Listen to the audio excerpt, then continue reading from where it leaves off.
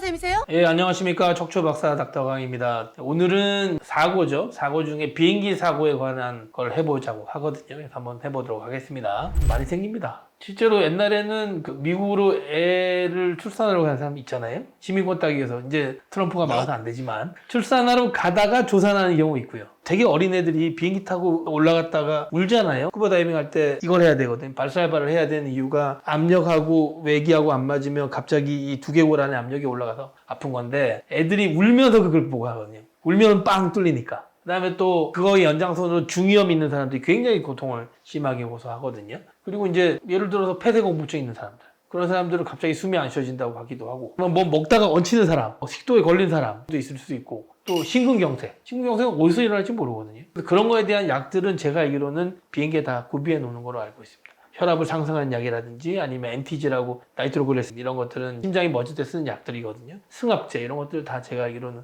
구비해 놓는 걸로 알고 있고, 그 다음에 골절도 일어날 수 있죠. 좁은 비행기면 중간에 통로가 하나 있을 것이고, 광동체면은 두 개 있잖아요. 카트를 이렇게 끌고 다니지 않습니까? 끌고 다니는데 난기류가 있으면은 갑자기 여기서 몇십 미터 떨어져요. 그러면 이제 비행기는 떨어지는데 사람은 머물려고 있으니까 카트가 날아가서 땅 떨어지면서 사람 팔을 찢거나 부딪히면 골절되는 경우도 있고, 조기 위에 보면 락을 딱 해놓거든요. 항상 락을 제대로 안 해놓고 가면서 사람을 치기도 하고, 그런 거에는 골절 생기기도 합니다. 그 저는 실제로 한번 봤고, 본과 2학년 때 유럽 여행을 간다고 비행기를 탔는데 난기류 때문에 팍 떨어졌고 카트가 사람 빡 치면서 골절됐어요. 저는 그때 의대생이었으니까 아무도 모를 때고, 독일 비행기였는데 루프트한자라고, 그래서 루프트한자 안에 독일 의사가 그때 뭐 처치를 했던 걸로 좀 기억합니다.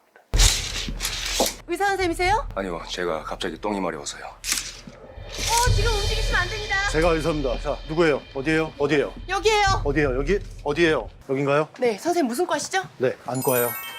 그런 경우도 있죠. 뭐가 걸려가지고 타이니 매뉴버라고 이렇게 팍 치면 토하는 경우도 있고요. 그다음에 기도가 막히면은 볼펜 같은 거나 기구로 여기를 뚫는 경우도 있습니다. 빵 뚫으면 픽 하면서 숨을 쉬는 경우도 있거든요. 갑자기 여기 이쪽이 뭐 막히거나 뭐 혀가 말려 들어가나 그러면서 숨을 못 쉬면 여기로 구멍을 뚫기도 해요. 바로 이쪽에 만져집니다. 기도가. 그리고 골절 같은 게 있으면서 가슴을 부딪히면서 이쪽에 늑골 골절이 많이 생기면 긴장성 기흉 같은 거 생길 수 있거든요. 그런 경우에는 빨리 숨을 안 쉬게 되면은 사망할 수 있어요. 그래서 여기를 볼펜 갈고 빵 뚫으면 씩 하면서 이제 공기가 들어가면서 배가 부풀어지는. 물론 위험하긴 합니다. 그래도 사람을 살리는 게 중요한 거니까. 그다음에 뭐 저번에도 제 비행기 타면서 한번 경험했는데 갑자기 뭐 여자분들은 쓰러지는 경우도 있거든요. 의사 선생님입니까? 네, 여기 응급키트 있죠? 네, 그 안에 로로제팜 있어요. 빨리 갖다 주세요. 네. 그런 경우는 이제 가가지고 문제가 없으면 괜찮지만 기저질환 때문에 생기는 경우는 사실 비행기 안에서 처치가 곤란할 수도 있죠.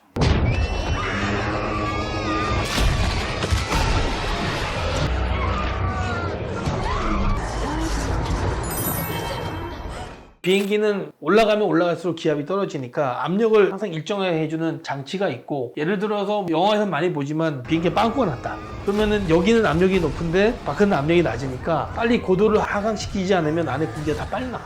그럴 때는 안에 내기로 숨을 못 쉬니까 여러분들 뭐 비행기 타시면 아시겠지만 스튜디오스가 마스크 떨어뜨린 시범을 보여주잖아요. 재빨리 써야 돼요. 재빨리 안 쓰면 이쪽에 산소 분압이 낮기 때문에 갑자기 아무것도 공기가 없는 거의 노출되는 거랑 똑같거든요. 숨을 쉬지만 산소가 없는 거죠. 숨을 쉬는 내가 액션을 하지만 실제로 나한테 산소 공급이 안 되는 거예요. 누가 숨 막으면 갑자기 어지럽고 그렇잖아요. 비행기 안에서 산소가 다 빠져나가면 빨리 이해를 해서 이렇게 써야 됩니다. 근데 그게 쉽지 않거든요. 쉽지 않습니다. 그리고 여러분들이 잘 보시면 그 안내에 보면은 보호자가 먼저 쓰고 애를 씌워주라고 한 이유가, 얘를 먼저 씌워주면 내가 가요. 내가 먼저 쓰고 얘를 씌워줘야 돼. 그게 제일 중요한 겁니다. 엄마는 얘를 먼저 씌워주고 싶겠죠. 근데 얘를 씌워주면 엄마는 죽어요. 한 30초 못 견딜걸요. 자식을 위한 용기 있는 행동은 만용이다. 빨리 본인이 숨 쉬는 게 제일 중요하다. 여기 응급키트 있죠? 네. 그 안에 로로제팜 있어요. 빨리 갖다 주세요. 네.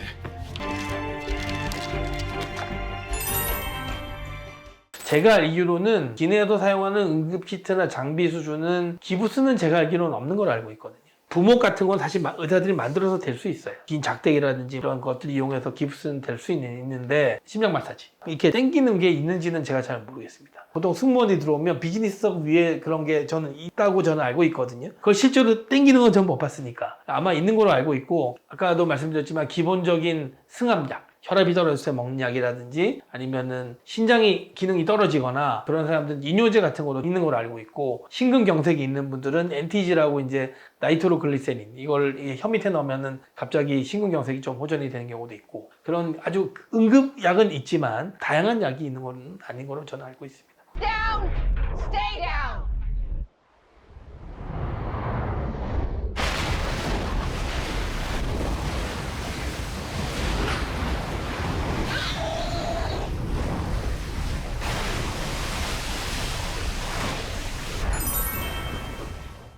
여러분들이 교통사고 똑같다고 생각하시면 됩니다. 물에 착륙하면 아주 부드럽게 착륙하는 줄 아시죠? 무조건 때려 박습니다. 여기서 다이빙 할 때 배 한번 부딪혀 본 적 있으세요? 갈비뼈 뾰루지면 여기 간 있거든요. 간도 찌를 수도 있고 비장 파열될 수도 있고. 여러분들이 하드랜딩이 꼭 기술이 없어서 하드랜딩 하는 게 아닙니다. 너무 바람이 많이 불면 속도를 높여서 가지 않으면 비행기가 밀리거든요.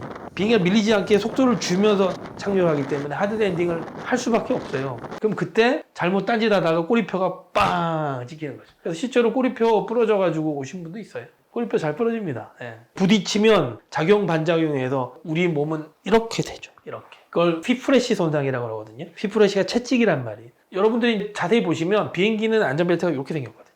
이게 3점씩이 아니거든요. 3점씩이면은 자동차 때처럼 이렇게 되면서 뒤에 헤드레스트가 있으면은 목이 안 꺾이지만 목이 꺾여서 죽을 수도 있거든요. 비행기는 대부분 있으니까. 그리고 승무원들이 비상착륙을 하면 다 엎드려서 이렇게 하라고 합니다. 앞좌석 밑으로 숙이라고 하거든요. Down!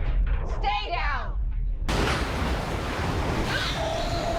그 이유가 휘프레시 손상을 막기 위해 상체가 이렇게 되지 않게끔. 왜냐하면 이렇게 2점씩 벨트만 하면 척추가 뽑혀서 죽습니다. 바박 하면서 상체하고 이 부분이 크기 때문에 잘못하면 이렇게 늘어났다 들어가면서, 그러면 요 하반신 마비되거나 목이 어디 부딪히거나 하면은 목이 꺾이면 여기 밑으로 날아가는 거죠. 그러니까 2점씩 벨트의 장점은 빠른 탈출을 할 수 있다는 장점이 있지만 작용점이 걸려가지고 이게 몸이 꺾입니다. 그러면 척추가 딱 이렇게 부러질 수 있어요. 이런 뭐 외상이나 이런 것들은 사실 후유증이 남죠. 골절이 되거나 어떤 장기나 이런 것들이 손상되면 원래 거로 회복 안 됩니다. 분명히 장애가 남고, 예를 들어서 여기가 부러지면 외상후 관절염이라고 관절염이 오거든요. 그럼 다치지 않은 건축에 비해서 이쪽이 5년에서 10년이 늙어요. 기능이 떨어져요. 사람들은 수술하거나 고치면 깔끔하게 돌아온 줄 아는데 안 그렇습니다. 외상 후에는 장애가 남아요. 깔끔하게 안 돌아와요. 분명히 기능이 떨어집니다. 이런 거 말고도 비행기를 못 타는 분들도 있겠죠.